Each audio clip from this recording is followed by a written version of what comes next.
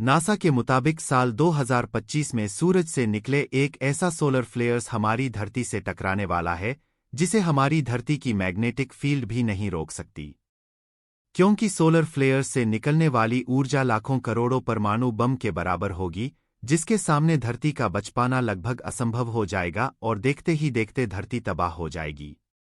जब बात इतने खतरनाक सोलर फ्लेयर की आती है, तब आज से करीब 163 साल पहले ऐसे ही एक सोलर फ्लेयर्स धरती से टकरा चुका है। 1 सितंबर 1859 के दिन जब रिचर्ड कैरिंगटन नाम के एक ब्रिटिश एस्ट्रोनॉमर सुबह करीब 11:18 पर सूरज में होने वाली हलचल को ऑब्जर्व कर रहे थे। उस दौरान उनके टेलीस्कोप में अचानक से इतनी तेज लाइट फ्लैश होती है तो उसके बाद लगभग 5 मिनट तक रिचर्ड को कुछ भी दिखाई नहीं देता। रिचर्ड ने सोचा कि शायद उनकी आंखों के सामने से कोई उल्का पिंड गुजरा होगा, जिस वजह से उन्होंने उसे नजरअंदाज कर दिया। मगर उनकी यही गलती आगे जाकर दुनिया के लिए एक बड़ा खतरा बन गया। दरअसल जो फ्लैश उन्होंने देखा था वह कोई उल्का पिंड नहीं था, बल्कि वह सूरज से निकली अब तक की स्ट्रॉन्गर सोलर फ्लेयर्स थी जो करोड़ों किलोमीटर प्रति घंटे की स्पीड से बहुत पहले ही धरती की तरफ बढ़ चुकी थी। और देखते ही देखते इस घटना के अगले ही दिन यानी कि 2 सितंबर 1859 को जैसे ही सोलर फ्लेयर्स की टक्कर धरती की मैग्नेटिक फील्ड से हुई, तब वैसे ही धरती पर चारों तरफ सुंदर ऑरोरास दिखाई देने लगा, जिन्हें देखकर ऐसा लग रहा था मानो किसी ने आसमान को अलग अलग रंगों से भर दिया हो। इन ऑरोरास के रंगों की ब्राइटनेस इतनी ज्यादा थी कि उस रात में दिन जैसा नजारा हो गया था। और सबसे इंटरेस्टिंग बात तो ये थी कि अमेरिका के गोल्ड माइनर ने उस रात को दिन समझ लिया था और अपनी गोल्ड माइनिंग की काम चालू भी कर दिया था। हालांकि जैसे सोलर फ्लेयर्स में मौजूद चार्ज पार्टिकल धरती के ऊपर एटमॉस्फेयर में इंटर हुए, वैसी सभी इलेक्ट्रिकल ट्रांसफार्मर, पोल्स और टावर्स में आग लगने लगी और सभी कंपनियां और टेलीग्राफिक सिस्टम बंद हो गया। इतना ही नहीं, इलेक्ट्रिकल डिवाइस में फ्लो हो रहे भयंकर करंट से लोगों को बिजली के तरह झटके लगने लगे, जिसमें हजारों लोगों की जानें चली गई। और तो और हॉस्पिटल्स में बिजली न होने के चलते 30,000 से भी ज्यादा लोगों ने कुछ समय में ही दम तोड़ दिया। आपको जानकर लगेगा कि कुछ जगह पर तो करंट इतना ज्यादा हो गया था कि इलेक्ट्रिकल डिवाइसेज लगी न होने के बावजूद भी बिना इलेक्ट्रिसिटी के अपने आप काम करने लगी थी। क्या ये सिर्फ शुरुआती नजारा था?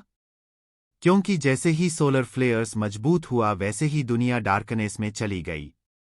अब आप में से कई लोग ये सोच रहे होंगे, मैंने तो आपको शुरुआत में बताया था कि इस तरह का पावरफुल सोलर फ्लेयर्स धरती को तबाह कर देगा, तो यहां पर वैसा कुछ क्यों नहीं हुआ?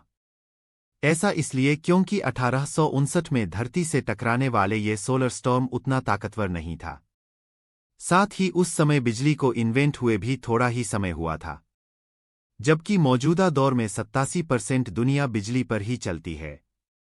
अब 2025 में आने वाले सोलर फ्लोर की बात करें तो इसमें ध्यान देने वाली चीज ये है, नासा के अनुसार ये सोलर फ्लेयर्स 1859 में सोलर फ्लेयर्स से लगभग 100 गुना बड़ा होने वाला है।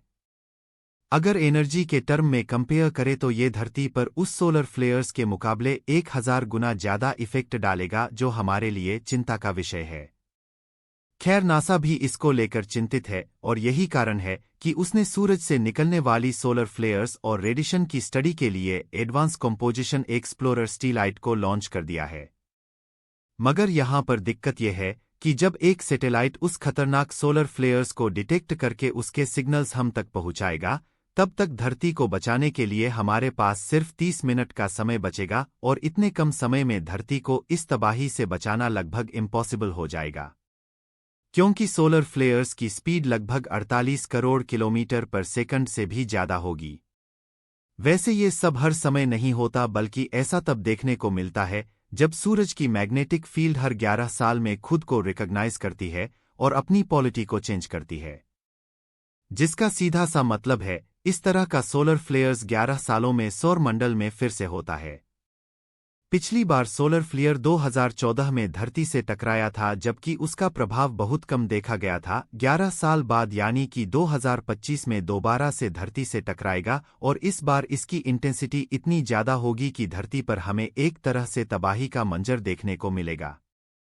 जब सूरज से निकले ये सोलर फ्लेयर्स धरती की तरफ बढ़ेगा, तब इसका सामना सबसे पहले धरती की मैग्नेटिक फील्ड से होगा, जिसके बाद इसके चार्ज धरती के आजू बाजू घूमते सैटेलाइट को तबाह कर देगा, जिसके बाद के टुकड़े धरती पर गिरने लगेंगे, जिन्हें देख ऐसा लगेगा मानो धरती पर उल्का पिंड की बारिश हो रही हो।